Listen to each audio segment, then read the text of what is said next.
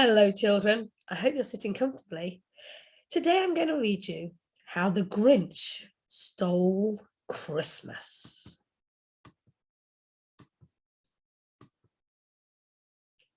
Every Who down in Whoville liked Christmas a lot. But the Grinch, who lived just north of Whoville, did not.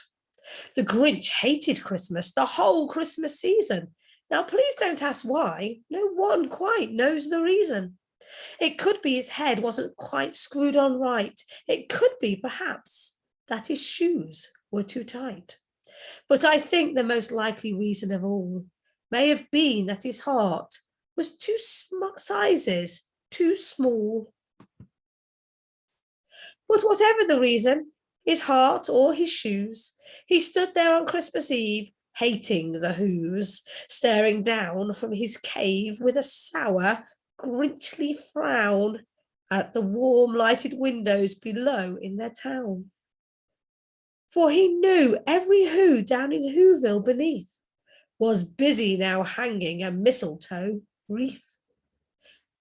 And they're hanging their stockings, he snarled with a sneer. Tomorrow is Christmas, it's practically here. Then he growled with his Grinch fingers nervously drumming.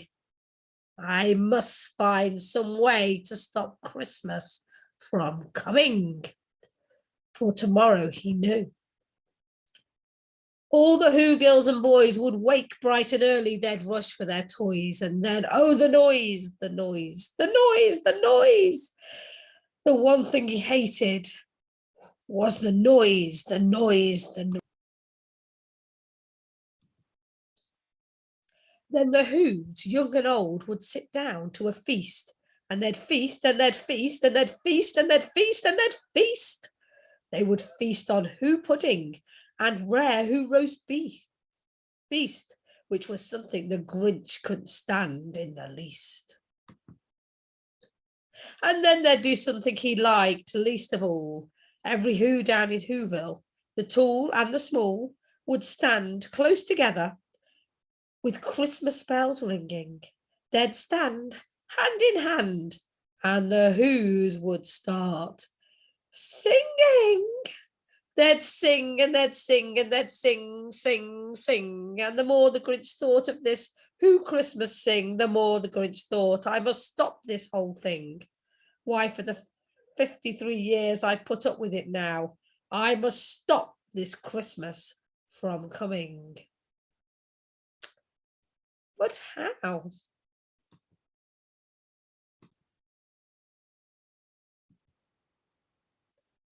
Then he got an idea, an awful idea. The Grinch got a wonderful, awful idea. I know just what to do, the Grinch laughed in his throat, and he made a quick Santa Claus hat and a coat. And he chuckled and clucked, what a great Grinchy trick! With this coat and this hat, I look just like Saint Nick. All I need is a reindeer. The Grinch looked around. But since reindeers are scarce, there were none to be found.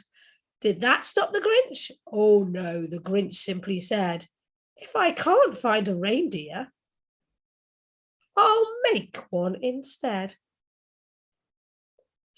So he called to his dog Max, and then he took some red thread, and he tied a big horn on the top of Max's head. Then he loaded some bags, some old empty sacks, on a ramshackled sleigh, and he hitched up old Max. Then the Grinch said, giddy up, and the sleigh started down towards the homes where the Whos lay a snooze in their town. All their windows were dark, quite snow filled the air. All the Whos were all dreaming sweet dreams without care. This is stop number one, the old Grinchy Claus hissed, and he climbed on the roof emptying bags, with his empty bags in his fist. Then he slid down the chimney, a rather tight pinch, but if Santa could do it, then so could the Grinch. He stuck only once for a moment or two, And then he stuck his head out of the fireplace flue, where the little Who stockings all hung in a row. These stockings, he grinned, are the first things to go. Then he slithered and slunk with a smile most unpleasant. Around the whole room he took every present. Popguns and bicycles, roller skates, drums, checkerboards, tricycles, popcorns and plums, and he stuffed them in bags. Then the Grinchy very nimbly stuffed all the bags, one by one, back up the chimney. Then he slunk to the icebox. He took the Who's feast. He took the Who pudding. He took the roast beast. He cleaned out the icebox as quick as a flash. Why, that Grinch even took their last can of Who hash. Then he stuffed all the food up the chimney with glee. And now, grinned the Grinch, I'm going to stuff up their tree. The Grinch grabbed the tree and he started to shove when he heard a small sound like a coo of a dove. He turned round fast and saw a small little Who, little Cindy Lou who was not more than 2. The Grinch had been caught by this tiny Who daughter, who'd got out of bed for a cup of cold water. She stared at the Grinch and said, Santa Claus, why? Why are you taking our Christmas tree? Why?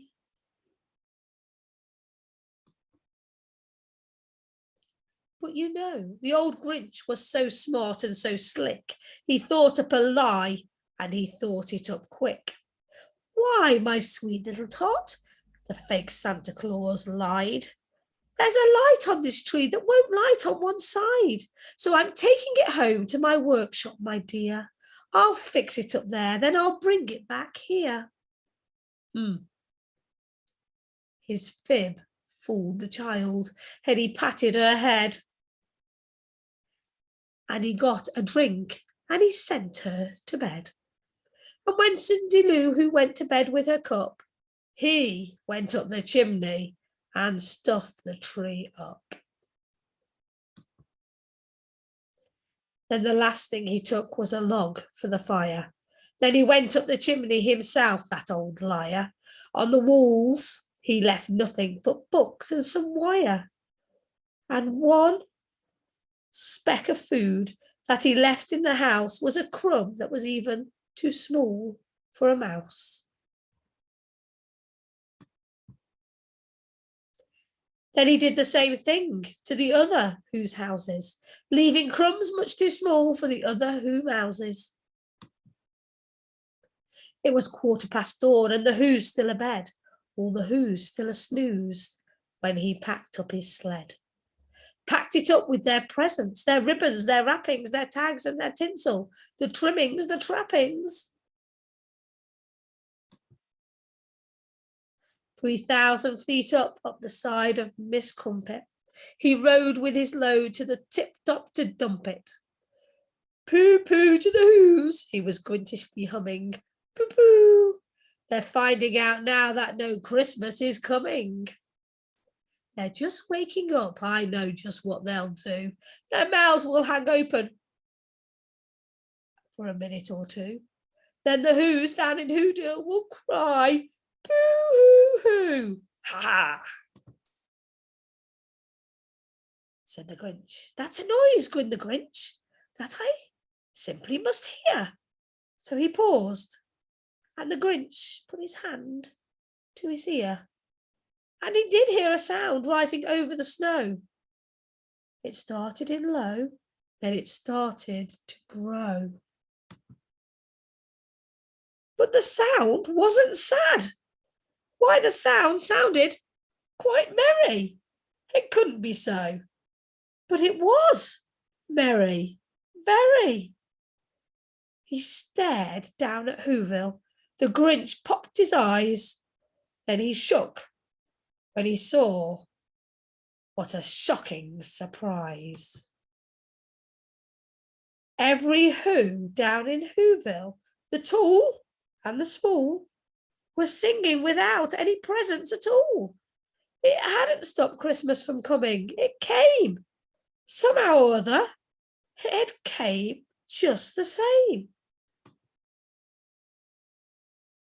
And the Grinch, with his Grinch feet ice cold in the snow, stood puzzling and puzzling. How can this be so? It came without ribbons. It came without tags. It came without packages, boxes, or bags. He puzzled 3 hours till his puzzler was sore. Then the Grinch thought of something that he hadn't thought of before. Maybe Christmas, he thought, doesn't just come from a store. Maybe Christmas, perhaps, means a little bit more. And what happened then? Well, in Whoville, they say that the Grinch's small heart grew 3 sizes that day. And the minute his heart didn't feel quite so right, he whizzed with his load things through the bright morning light, and he brought back the toys and the food for the feast. And he himself, the Grinch, carved the roast beast.